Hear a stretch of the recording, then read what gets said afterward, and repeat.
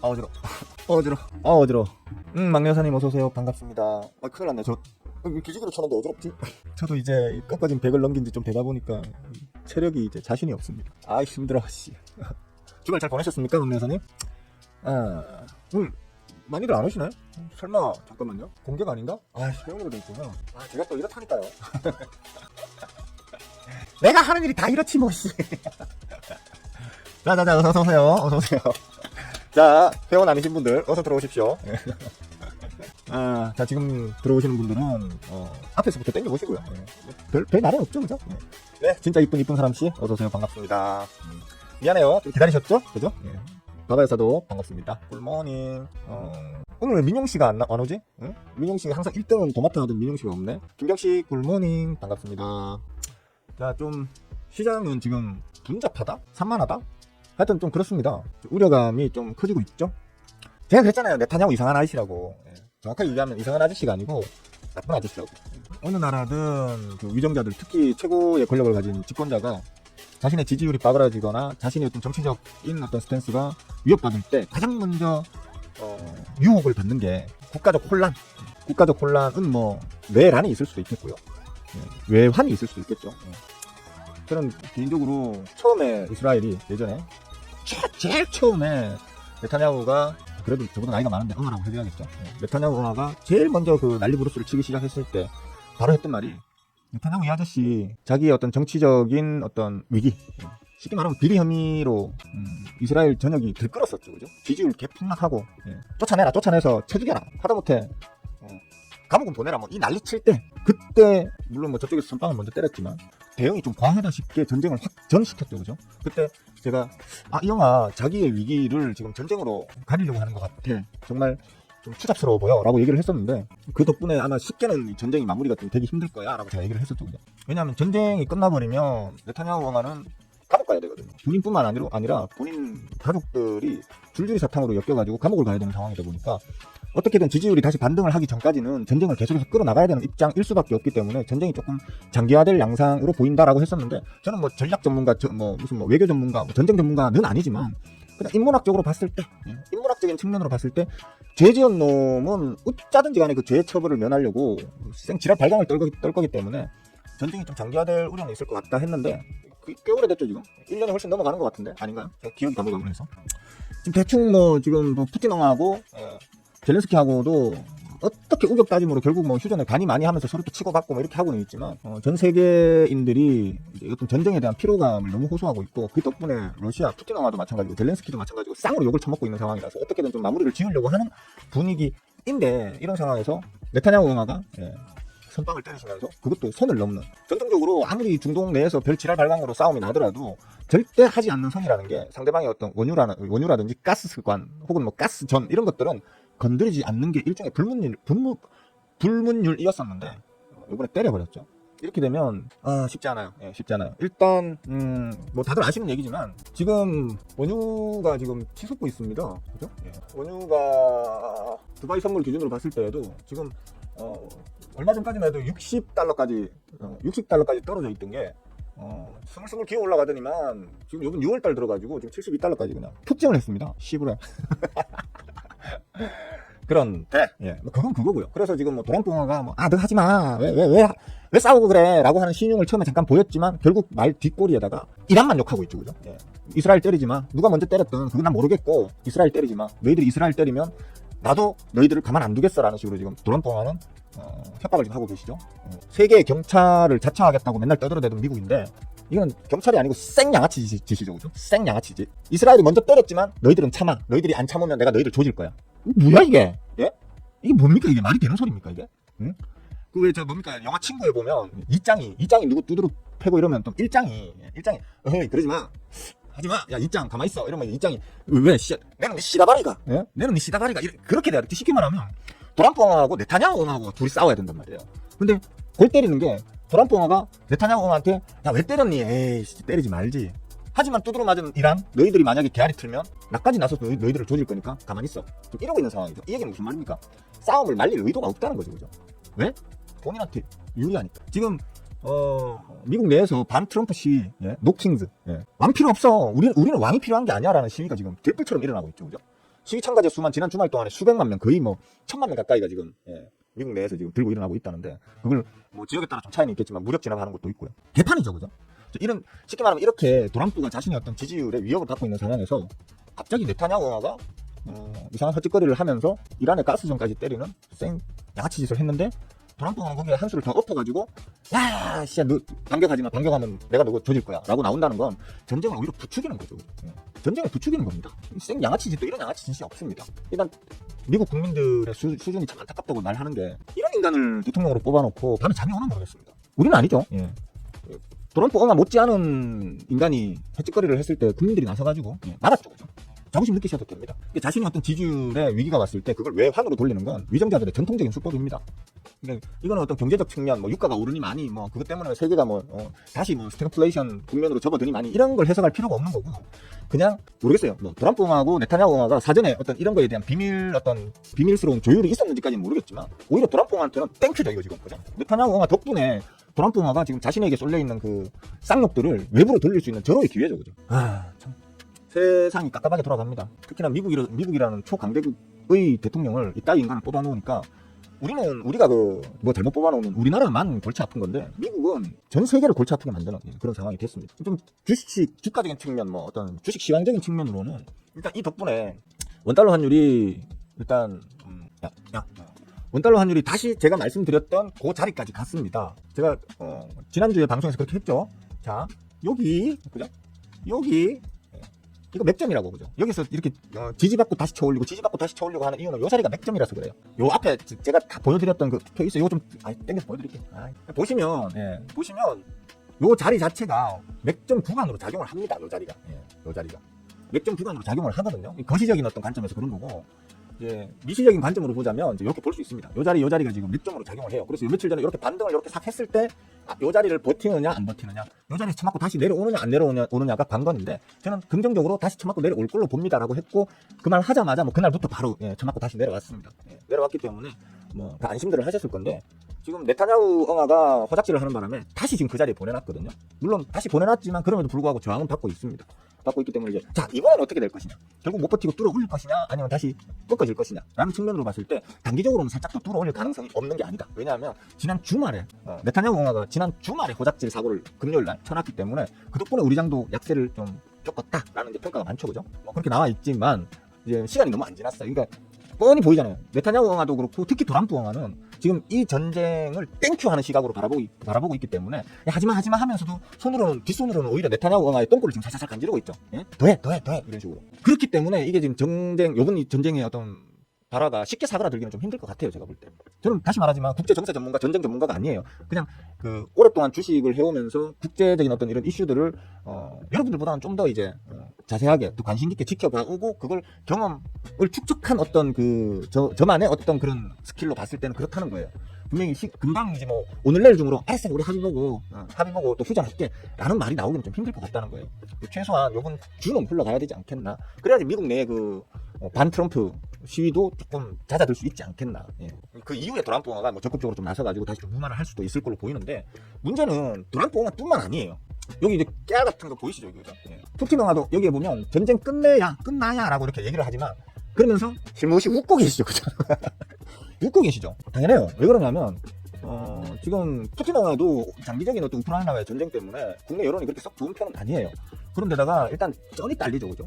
전쟁 자금으로 돈이 많이 지출되고 있기 때문에, 그 다음에 전쟁에 나가가지고 희생된 그 젊은 장병들의 가족들에게 어떤 보상금 지급 문제도 있고 여러 가지로 쩐이 딸리는 상황이다 보니까 쩐이 필요한데, 이 쩐 뭘로 버려드릴까요? 푸틴 엉아도 그렇고 트럼프 엉아도 그렇고, 이 두 나라의 공통점은 뭐냐면 에너지 수출국이라는 겁니다. 쉽게 말해서 이란의 가스전이 빠그라져가지고 원유 가격, 가스값이 올라가면 제일 기뻐할 사람들이 푸틴 엉아와 트럼프 엉아라는 얘기예요. 이런 측면에서는 푸틴 엉아도 말로만 전쟁을 끝내야 라고 하는데, 딱 그게 전쟁을 끝내야 합니다 이런 느낌이 아니고 전쟁 끝내야 이런 느낌이라는 거죠, 그죠?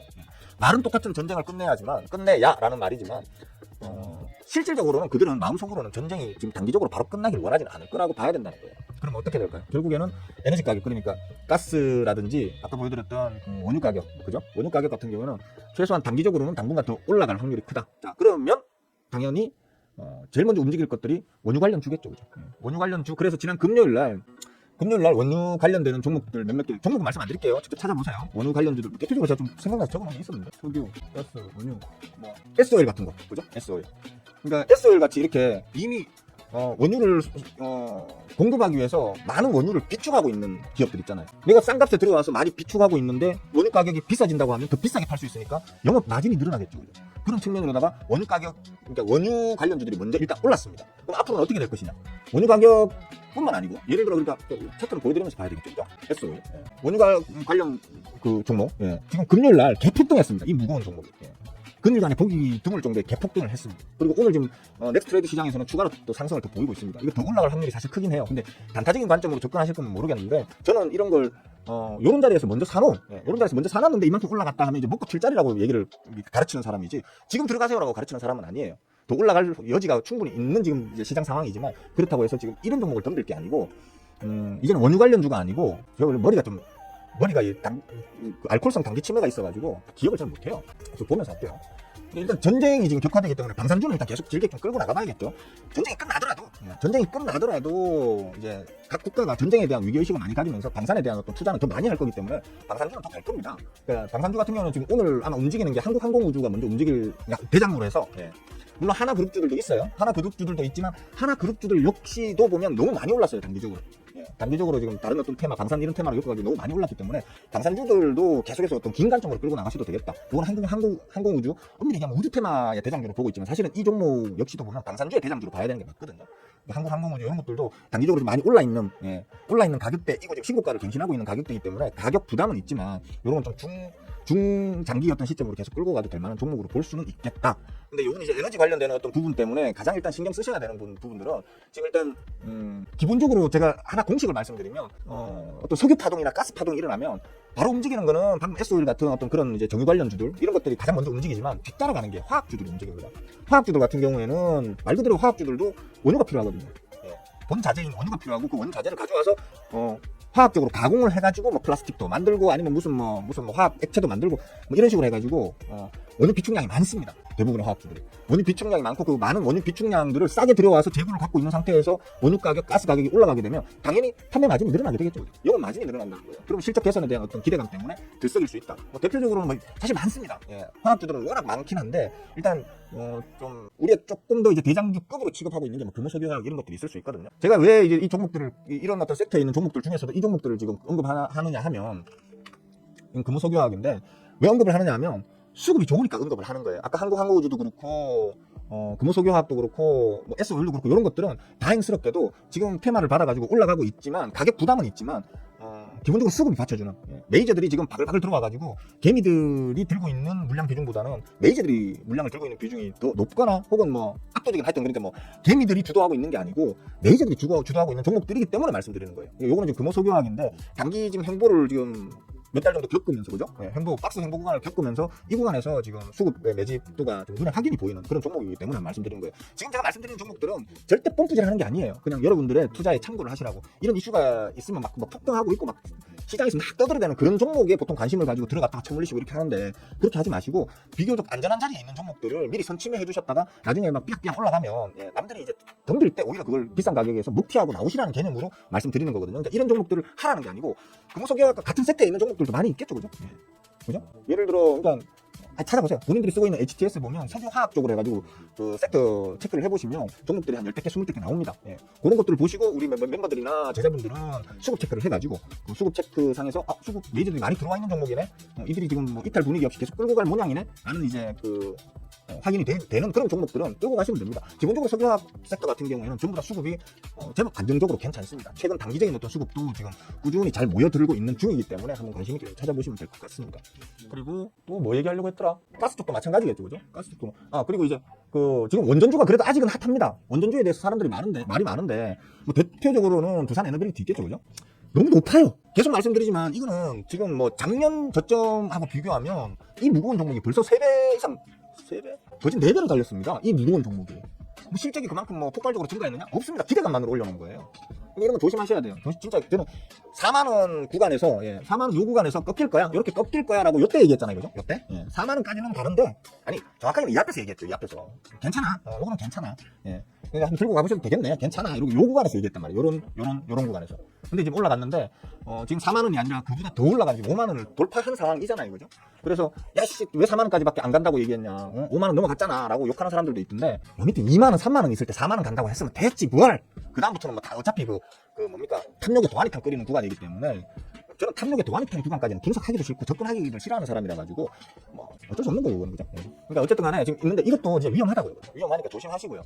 그 다음에 지금 시장에서 말 많이 나오는 게 같은 원전주 중에서도 한정기술 지금 빨아대는 사람들이 있더라고요. 지금. 오늘 유난히 보니까 제가 몇 개 주식 방송 그 유튜브 채팅창을 아침에 항상 돌아봐요. 시장 분위기를 보기 위해서. 우리 호구개미님들의 분위기를 보기 위해서. 가는 곳마다 이 한정기술을 빨아대더라고요. 예? 비양심적이야 너무. 이거 제가 말하는 전형적인 고점에서 거래량 터뜨리면서 파동 완성시키는 딱 그 차트인 거죠. 이거 저 앞에 저점 보이시잖아요. 49,250원. 5만원 밖에 안 돼요. 그죠? 5만원인데, 반년 만에 지금 10만원 넘겨놨습니다. 이것도 역시 뭐 실적이 큰 어떤 뭐 변동이 있다거나 뭐 어떤 포텐셜이 바뀐 그런 것도 없이 순전히 그냥 이 뉴스발 기대감으로, 원전 섹터 뉴스발 기대감으로 단기에 따블을 좀 쳐올려 놓은 거예요. 이것도 가벼운 종목이 아닙니다. 시가총액이 4조짜리입니다. 저 밑에 2조 단에 있던 놈이 2조 대에 있던 놈을 반년 만에 4조까지 지금 오로지 그 원전 기대감이라는 거 하나 때문에 저만큼 쳐올려 놓은 거거든요. 그러면서 파동 완성하면서 지난 금요일 날 수급 개 박살났습니다. 메이저들 다 탈출했습니다. 지금. 근데 오늘 우리 호구개미님들은 그러니까 한정기술 이러면서 계속해서 여기 달라붙으려고 지금 쏘를 하더라고요. 조심하세요. 위험해요 이거. 매우 지금 위험한 상황입니다. 한정기술 들고 계시는 분들은 뭐, 나는 모험을 해볼래. 두산 에너빌리티 같은 탐욕 구간이 더 나올 수도 있잖아 라고 하면서 더 들고 가는 거를 제가 말릴 수는 없는데 지금 이걸 새롭게 뛰어 드시려고 하는 분들은 조심하셔라. 조심 정도가 아니라 도박하실 거면 모르겠는데 말 그대로 저한테 정상적으로 배워서 투자를 하시는 분들은 한정기술 이 종목은 조심해야 된다. 그렇게 말씀드리면서 최대한 빨리 설명하려고 이렇게 따라따라 하다 보니까 설명이 제대로 다 됐는지 모르겠습니다. 전쟁 관련한 부분, 그 다음에 그 관련된 어떤 이제 섹터군, 그 다음에 그 섹터군의 어떤 이슈가 되고 있는 종목들에 대해서 두서없이 쭉 말씀을 드리긴 했는데 여러분들한테 얼마나 좀 도움이 됐는지 모르겠습니다. 그리고 장은 시작했는데 역시나 뭐 제가 이미 며칠 전부터 얘기했던 대로 제가 한 번씩 그런 생각을 해요. 장이 별 재미가 없죠, 이거죠? 제 거에도 지금 당장 슈팅이 뻥하고 나올 잠깐만요. 아니지? 당장에 지금 슈팅이 뻥하고 나올 어떤 종목은 없습니다. 그러니까 바로 이어서 얘기를 할게요. 저는 한 번씩 그런 걸 느낄 때가 있어요. 뭐냐면 주식을 하면서 이제 시황을 분석하고 전망을 이렇게 분석하고 그러니까 그 전망을 하고 뭐 시황도 그렇고 종목도 그렇고 모든 것들에 대해서 어떤 분석을 하다가 야 어디에 진짜 강한 저항이 있어. 저항이 있기 때문에 이 자리 가면 정말 조심해야 돼. 라고 하잖아요, 제가. 계속 얘기했잖아요, 요때. 요때. 계속, 이제는 불안해. 이제는 진짜 조심해야 돼. 이건 눌렀다가, 단기적으로 좀 눌렀다 가야지 자연스러운 거야. 뭐, 최소한 한 2,800포인트, 코스피 기준으로 2,800포인트? 뭐, 제 욕심대로라면, 저기 지금 노란 박스 딱 꺼져 있잖아요, 그죠? 2,760. 2,760단까지 쭉 눌렀다가, 거기서 다시 이제 레이저들이 수급을 모아가지고, 이제 정거점도 갱신하러 한번 가는 그 분위기가 참 좋아. 그 분위기가 자연스러운 수급의 이동, 자연스러운 주가의 이동이야. 라고 며칠 전부터 얘기했잖아요. 지난주 내내 얘기했을 겁니다, 그죠? 근데 이런 얘기를 하고 나면, 꼭 네타냐후 공화가 전쟁을 저렇게, 확대시키는 어떤 저런 악재라든지, 뭐, 하여튼 그런 악재들이 터져요. 그러니까, 악재가 터지려고, 아닙니다. 뭐지? 그러니까, 마치, 이제는 처맞는 자리에 오면 무서운 악재가 터지고요. 이제는 지지받을 만한 자리, 이제부터는 지지받을 걸 하면 그때 호재가 터져요. 이거 하다 보면은 좀 약간 그런 음모론적인 시각이 생겨요. 이제는 처맞을 자리인데, 조심해야 될 자리인데, 할 때 뭔가가 터지고, 악재가 터지고, 지지받아야 되는 자리인데, 지금부터는 지지받겠지 하는 자리가 뭔가 호재가 터져요. 그래서 얘네들이 실제로 어떤 저런 전쟁이라든지, 아니면 어떤 뭐 경제 위기라든지, 아니면 어떤 호황이라든지 이런 것들이 그래서 그런 게 아니고 얘네들이 뒤에서 누군가가 조종하나 이런 생각을 하게 돼요, 사실은. 한두 번이어야지, 이게. 제가 지난 뭐 10여 년 주식 분석을 해오면서 진짜 매번 느끼거든요. 너무너무 자주 느끼거든요, 그런 거를. 이제 지지받을 때 됐네. 여기서는 이제 기술적으로 지지받아야지 하면 이상한 호재가 터져요. 터지면서 수급이 확 들어와요. 저 위에 가서 이제 두드러 맞고 한번 눌러야 되는데, 눌러야 될 자리네 하면 거기에서 악재가 터져요. 항상 그래 왔었어요. 쌤, 이제 종목 보셔야 하는 시간 아니신지요? 다른 모니터를 보시는 건가요? 모니터 많아요. 모니터 많고. 왜 뭐 튀는 거 있나요? 내가 들고 있는 거 중에 지금 튀는 게 잠깐 스윙 차트 잠깐 볼게요. 스윙 계좌. 스윙 계좌도 그냥 무난한데? 약보합 수준? 마이너스 뭐 0. 몇 아니면 뭐 한 1% 정도 하락? 요 정도? 2% 하락인 종목도 별로 없는데? 뭐 딱히 열심히 안 봐도 되는 상황이라서 계속 얘기해도 되겠죠? 그러니까 꼭 그런 전망 분석을 내놓고 나면 이상한 악재들이 터져요. 그러니까 그게 좀 신기해요. 여러분들도 이제 저한테 배우신 제자분들이나 아니면 배우고 계시는 멤버분들 같은 경우에는 공부를 하다 보면은 그런 걸 많이 느끼실 거예요. 이거 분명히 이 시점에서 저항을 두드러 맞아야 되는데 이제 지수가 당분간은 좀 하락을 해줘야 되는 게 조정을 해줘야 되는 게 맞는데 이러면 그 타이밍에 맞춰가지고 글로벌한 이슈든 국내적 이슈든 간에 악재가 터져버려요. 이게 지난주에 제가 계속 지금 단기 고점입니다. 조심하셔야 됩니다. 지금 이제 전고점에 붙였기 때문에 여기서부터는 좀 힘듭니다. 예. 라고 얘기를 눌렀다 가는 게 건강한 조정이 있어야만 좋은 장입니다. 라고 얘기를 지난주 내내 했는데 갑자기 지난 주말에 네타냐후 엄마가 사고를 빵 치셨단 말이에요. 진짜 신기해요. 그런 거 보면 재밌죠, 그죠? 지수가 뭐 무슨 뭐 코로나 때 이런 때처럼 막 지수가 개 빠그라졌어. 근데 제가 이제는 기술적으로 지금이 찐바닥이고 이제 상승해야 자연스러워요 라고 얘기하면 뭐 추경 들어가고 뭐 지원금 뭐 전국민 지원금 뭐 배포되고 뭐 난리죠, 그죠? 예. 그런 식으로 해서 막 V자로 쫙 끌어올려서 지수 3,300까지 보내놓고 골 때리는 거예요, 이게. 그러니까 신기하다니까요. 여러분들도 공부해보시면 그걸 많이 느끼실 거예요. 우리 제자분들은 많이 느끼실 거야, 진짜. 예. 하여튼 지난주 내내 제가 뭐 이제 눌릴 자리입니다, 조심하셔야 됩니다, 지금 바로 뚫고 올라가는 것보다는 단기적으로 좀 누를 확률이 커 보입니다, 조심합시다, 계속 얘기했는데 이제 이런 전쟁 이슈가 터지는 거. 근데 전쟁 이슈 터진 거 치고는 그렇게 많이 이제 좀 약하진 않죠, 그죠? 예. 제가 이거 지금 남아있으려나 모르겠다. 아까 아침에 여기 있네. 이건 이제 머니투데이 유튜브 채팅, 잠깐만요. 실시간 방송이니까 좀 느려도 이해하세요. 이 머니투데이 유튜브 채팅창에, 앞에 막 쫙 많이 씹어놨습니다. 많이 씹어놨는데, 마지막으로 제가 씹어놓은 게 핵심은 그거다. 호황기 땐, 우리나라에서 종목을 선택하는 것도 마찬가지고, 전 세계의 어떤 그 메이저들이, 요번에 어느 나라 들어가지? 이런 고민을 할 때, 호황기 때는 잘 나갈 놈 1, 2, 3를 골라서 들어갑니다. 제일 잘 나갈 놈 1, 2, 3를 골라서 들어가고요. 반대로 경기가 불황기일 때는 다 빠그라져도 그래도 그중 그나마 잘 버틸 놈 1, 2, 3를 또 나눠서 들어갑니다. 제가 항상 얘기했죠. 산이 높으면 골이 깊다고. 잘 나갈 놈 1, 2, 3를 골라서 매매하던 메이저들이 수익을 왕창 봤잖아요. 그러면 당연히 산이 높았기 때문에 빠그라지기 시작하면 골도 깊어진단 말이에요. 그렇기 때문에 어떤 악재가 뜬다든지 그래서 단기적인 눌림이 나올 거라는 예상이 들 때에는 메이저들이 그럼 뭐 현금하고 난 다음에 안 사면 되지 이렇게 생각을 하시지만 그건 우리 개미들 생각이고요. 메이저들은 아니에요. 메이저들은 그 돈이 다 고객들 돈이에요. 고객들 돈을 끌어당겨가지고 그걸로 계속해서 돈을 굴려가지고 수익을 내야만 자기들이 유지가 되는 그런 어떤 구조로 되어 있기 때문에 매매 자체를 쉴 수가 없어요. 단 하루도. 쉬면 안 돼. 어딘가에 무조건 돈은 무조건 집어넣어놔야 되는 게 걔네들 일이란 말이에요.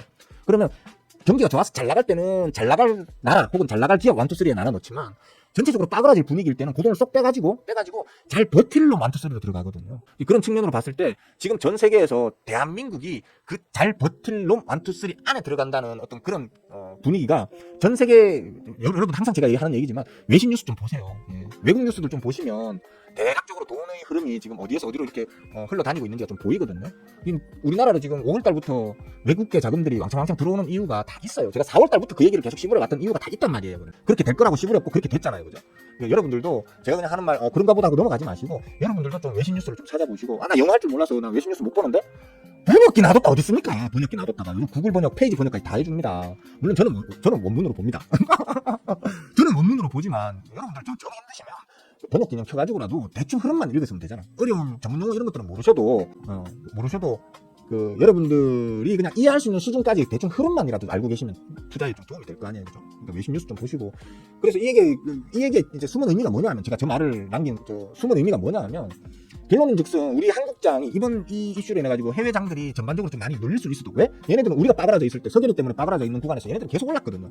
많이 올라 있기 때문에 산이 높았단 말이에요. 그러니까 이런 어떤 악재 뉴스가 뜨고 막 전쟁이 났니, 네타냐후 그 엄마가 막 사고를 쳤니, 뭐 이래가지고 뭐 유가가 올랐니, 가스값이 올랐니, 뭐 진짜 뭐 장기화되면 이제 뭐 더 박살나고 스태그플레이션이 오니 뭐 이런 뉴스들이 도배질 될 때 이미 많이 올라서 산이 높은 애들은 골이 깊게 빠진단 말이에요. 그죠? 하지만 우리는 아니잖아. 우리는 남들 다 오를 때 빠그라져 있다가 이제 원래 자리 찾아가고 있는 중이란 말이에요. 제가 얘기했잖아요. 2,900에서 3,000포인트 코스피 기준으로 2,900에서 3,000포인트 사이가 지금 원래 적정가라고. 근데 지금 2,900에 붙였는데 이런 악재 뉴스가 터졌기 때문에 조금은 눌러주는 게 사실 건강해요. 다시 한번 볼게요. 다시 한번 볼게요. 제가 얘기를 했었어요. 그러니까 조금 욕심을 내가 과하게 부리자면 2,760저 노란 박스 구간단까지 한번 쭉 빼주면 땡큐겠는데 그건 제가 또 막 미친듯이 또 막 현금 쌓아둔 걸 주식으로 다 전환을 하겠죠, 그죠? 매수해가지고. 하지만 그것까지는 아니더라도 한 2,800 초반단까지만이라도 2,800 초반단이면 여기잖아요, 그죠? 그러니까 보시면 요 자리에서 거래량이 좀 보시면 아시겠지만 거래량이 좀 나왔잖아요, 그죠? 요 자리에서.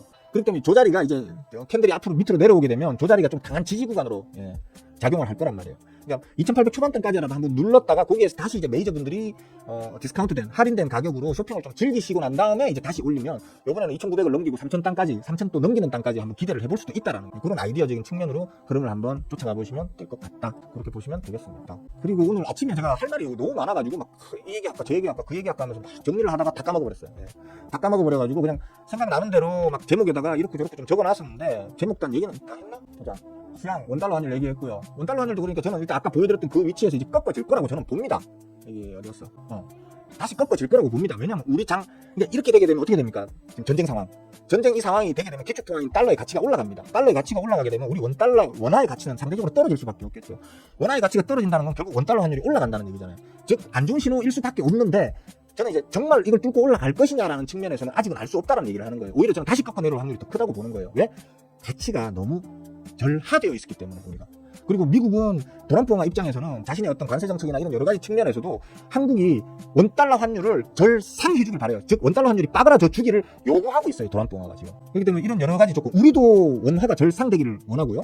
도란프옹아도 우리의 원화가 절상되기를 원합니다. 빠져주기를 원한다는 거예요. 원달러 환율 자체가 빠져주기를 원한다는 거예요.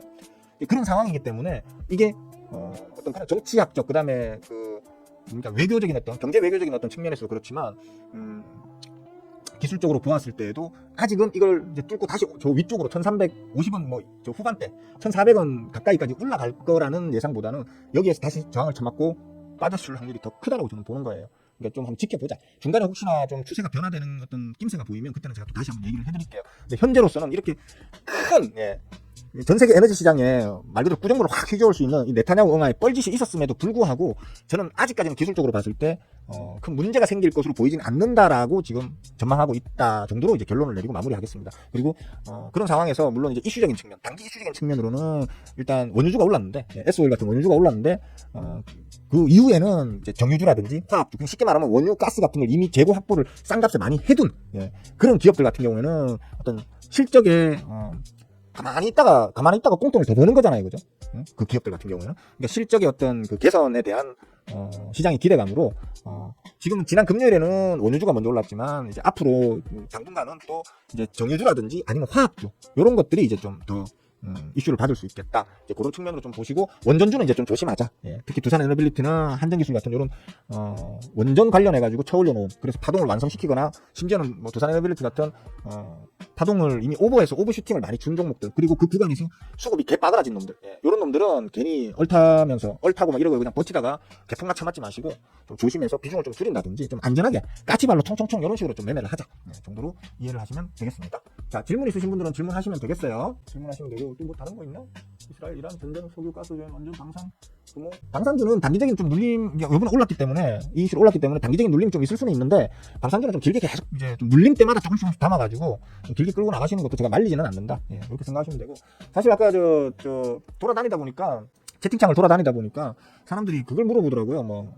물어보는 게 자기들끼리 얘기하는 게 이제 전선주 관련해서 끝 아니야 이러는데 끝 맞죠. 단기적으로는 끝이지. 단기적으로는 마찬가지로 원전주처럼 좀 단기에 너무 많이 올려놔 버렸고 수급이 많이 털린 경향이 있기 때문에 단기적으로는 좀 힘들 수 있는데 그런 것들도 이제 좀 조정이 나오고 나면 길게 끌고 나가봐도 될. 왜냐하면 앞으로 아니 뭐 발전기고 뭐 신재생 에너지고 뭐 원자력 발전소고 뭐 SMR이고 지랄이고 그걸 다 만들어 놓고 그걸로 전기 만들면 뭐 합니까? 그걸 어딘가로 수송해줘야 될 거 아니에요, 그죠? 전기를 뭐 어디 뭐 구루마에 싣고 배달할 수는 없잖아요, 그죠?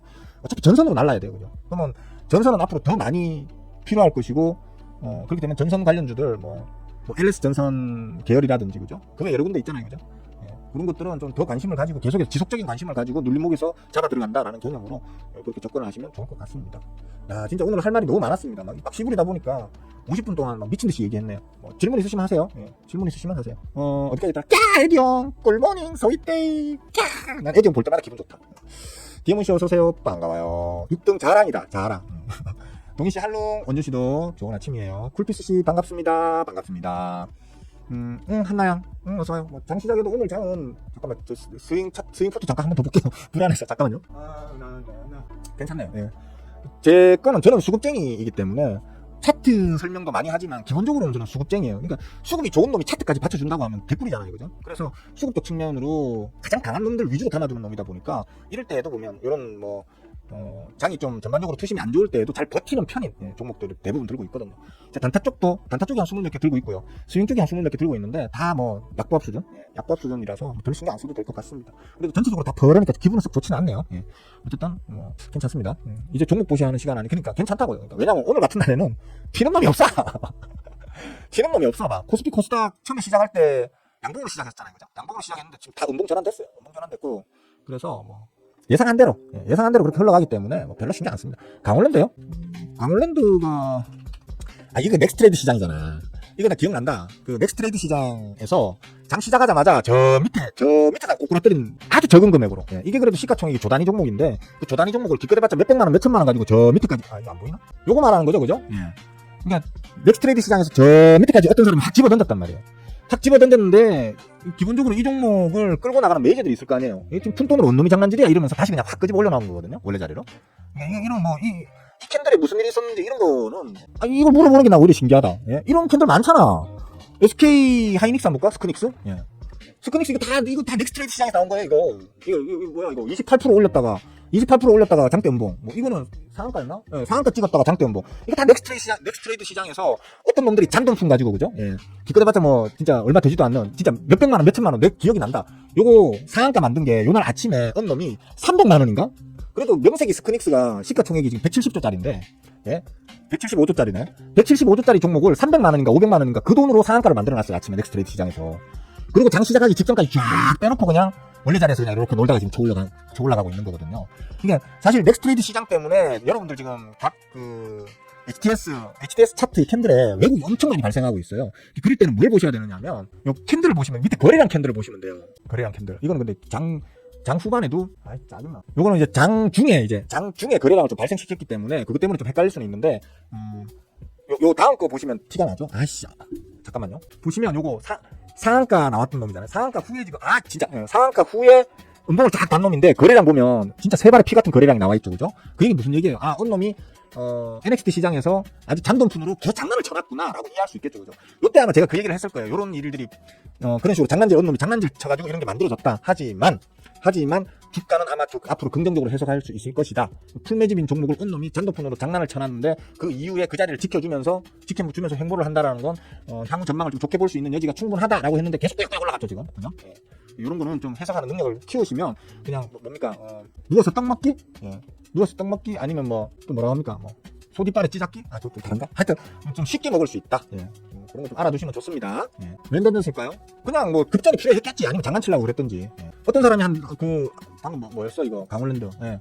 강원랜드를 뭐 돈 1,000만 원치 사놨었는데 돈 1,000만 원치 사놨는데 그 강원랜드에서 이제 그 도박질 하다가 자금이 딸려가지고 그냥 급해가지고 아침에 빨리 후다닥 팔고 지금 그걸로 가서 또 이래 주사위 굴리다가 또 아니면 포카 째다가 뭐 다 잃고 튀었겠죠. 그러니까 그런 장난질 지금 넥스트레이드 시장 때문에 캔들 자체에 지금 왜곡이 심해요. 왜곡이 심한 부분을 충분히 감안하셔가지고 캔들 해석을 하셔야 되는 거예요. 이거 역시도 마찬가지잖아요. 저렇게 막 미친 듯한 그 하락 후에 받쳐 올리는 캔들을 만들어놨는데 거래량은 볼 게 없잖아. 예. 그러니까 거래량이 볼 게 없다는 건 어떤 놈이 고의든 의도적이든 실수로든 간에 뭔가 지금 이 왜곡된 캔들을 만들어놨구나라고 의심하는 게 당연스러운 거잖아요. 특히 이런 대형주들 같은 경우에는 긴 캔들을 만들려고 하면 무조건 거래량이 수반되어야 돼요. 예. 빼고 싶다고 그냥 빼지는 게 아니에요. 밑에서 받치는 인간들이 많기 때문에 대형주들은. 그러면 당연히 거래량이 그 캔들 길이를 길게 늘리려고 하면 그만큼의 돈을 갖다 받아야 되기 때문에 거래량이 팍 티가 난단 말이에요. 근데 거래량 없이 저런 캔들을 만들어 놨다는 건 뭐 그냥 말 그대로 10중 8구는 넥스트레이드 시장에서 뭔 일이 있었다 이렇게 생각하시면 된다는 거죠. 오케이? 오케이. 울산 사나이씨 어서오세요. 반갑습니다. 저도 울산 사나이입니다. 저번에 말씀드렸나? 어서오십시오. 반갑습니다. 그래요. 차트가 어지럽히지. 사실 저는 넥스트레이드 시장에서 단 한 번도 아직 매매를 해본 적이 없습니다. 우리 제자분들 특히 에디온 같은 경우는 저번에 넥스트레이드 시장에서 냉큼 팔아먹고 나니까 넥스트레이드 시장에서 폭등이 나오길래 냉큼 팔아먹고 나니까 윗꼬리 쫙 따랐다고 좋아하시더만. 이러면서 좋아하시더구만. 그렇게 좀 이용하시는 분들은 이용하시는데 저 같은 경우는 아직 넥스트레이드 시장에서 뭐 매도도 한 번도 해본 적이 없습니다. 그래서 저에게는 진짜 너무 불필요한 게 넥스트레이드 시장이다. 오히려 저는 평상시에 여러분들한테 이 거래 시간을 좀 더 줄여야 한다. 뭐 굳이 9시부터 오후 3시 반까지 할 이유가 뭐가 있느냐. 실질적인 거래는 아침 1시간, 장마감 전에 1시간 여기에 다 이루어지는데 거래량 보시면 알아요. 예. 매일매일 거래량 뜨는 거 보면 아침 1시간, 뭐 길게 잡읍시다. 1시간 반 잡읍시다. 그 다음에 장마감 직전에 1시간 반. 그러면 하루에 진짜 제대로 된 매매가 일어나는 시간은 그 3시간이 끝이에요. 그럼 넉넉 잡고 한 4시간 정도만 트레이딩 하면 돼요. 그러니까 9시부터 아침에 좀 늦잠 좀 자잖아요. 진짜 제가 대충 주식하는 것 같아도 제가 좀 제 직업이니까 열심히 하거든요. 그러니까 열심히라기보다는 꾸준하게 한단 말이에요. 그래서 제가 아침에 늦잠 자본 게 언젠지 기억도 잘 안 날 만큼 정말 오래됐습니다. 여러분들은 뭐 직장을 다니든 사업을 하든 어딘가에 출근을 해야 되니까 꾸역꾸역 일어나시잖아요. 저는 그냥 솔직히 제가 하기 싫으면 안 해도 돼요. 안 해도 되는데 꾸준하게 항상 일찍 일어나서 사무실로 출근하는 거 보면 뭐 기본은 지키는 놈이다 정도로 볼 수 있겠죠, 그죠? 어쨌든 간에 한 10시쯤에 시작해가지고 제 욕심 같아서 10시쯤에 시작해가지고 11시, 12시, 1시, 2시 정도까지 4시간 정도만 딱 일하면 끝! 좋잖아! 예? 주식 투자 4시간이면 충분하잖아, 하루에. 예? 나머지 뭐, 장 외 시간에 한두 시간 정도 이제 그날 시황 정리하고 내일 어떤 예측 같은 거 분석 좀 해놔놓고, 그러면 한 5시간, 6시간 근무. 그럼 아침에 한 9시부터 일 시작해가지고 오후에 한 3시까지만 딱 일을 하고, 나머지 시간은 프리. 예. 얼마나 좋아요. 예. 딱 내 체질에 맞는 이제 딱 그 시간인데, 지금 아침에 뭐 보통 제가 새벽 6시, 방송까지 준비하다 보니까 새벽 6시에 일어나가지고, 예, 3시 반에, 오후에 3시 반 마치고, 뭐 보통 한 5시 반까지는 또 그 분석을 하거든요. 너무 근무 시간이 너무 길어. 내가 이 주식질로 돈 버는 이유가 세상을 좀 더 게으르게 살아보려고 주식질로 돈을 벌고 있는 건데, 너무 내가 부지런히 떨어야 돼서 짜증나. 하여튼 그렇습니다. 어쨌든 간에 공부는 좀 하셔야 돼요. 주식을 공부 안 하고 그냥 하시는 분들은 항상 하는 말이잖아요. 눈 감고 무면으로, 무면으로 처음 핸들 잡는 거하고 똑같아요. 똑같아요. 언젠가는 큰 사고 터집니다. 언젠가는 분명히 터집니다. 반드시 터집니다. 여러분들 그렇게 하시면 여러분들 지금 얼마를 주식 자금으로 쓰고 있든 간에 반드시 깡통 한번 찹니다. 깡통만 차면 다행이지, 그죠? 예. 빚 때문에 올라앉으면 인생 복구가 안 됩니다. 그러니까 너무 생각 없이 주식하지 마시고 안정적으로 하는 걸 일단 최우선으로 삼으셔야겠다 정도로. 9시 30분입니다. 오늘 방송을 마무리해야겠습니다. 여러분들 질문하시라고 했는데 오늘은 한나양만 딱 질문했어요. 한나양 칭찬해. 쓰담. 우리 한나양 또 칭찬, 혼낼 때는 되게 지라같이 혼내잖아, 그죠? 예, 성격이 더러워서 그래. 근데 또 칭찬할 때는 엄청 다정하게 칭찬해줘요. 요거 한나양 머리. 아우, 잘했어요, 한나양. 칭찬해요. 자, 수고들 하셨습니다. 내일 아침, 오늘 장은 그렇게 이제 재미없을 겁니다. 없을 거라고 보시고, 저는 요번 주 내내 전쟁 관련되는 부분, 그래서 유가가 올라가는 부분, 그것 때문에 전 세계적인 스태그플레이션이 다시 재유발될 어떤 가능성에 대한 우려, 뭐 이런 것들 때문에, 전 세계적인 전반적 시장은 좀 약하게 흘러갈 것으로 봅니다만, 우리나라 시장, 제 기대를 말씀드릴게요. 우리나라 시장도 코스피 기준으로 한 2800 초반대까지는 기왕이면 2760까지 눌러주면 더 좋고요. 2765까지. 하여튼 좀 눌러줬으면 좋겠습니다. 기대감은. 근데 그래도 해외 시장에 비하면 좀 잘 버티는 장일 것이다. 왜? 그런 악재 이슈들을 다 해소할 만큼, 해소하고 더 힘을 발휘할 만큼 지금 신정부에 대한, 제명의 옹호에 대한 기대감이 계속 좀 증폭되고 있는, 특히 경제 분야에서는 증폭되고 있는 그런 상황이라서, 제가 우리나라 얘기하는 거 아니에요. 해외에서 바라보는 우리나라를 얘기하는 거예요.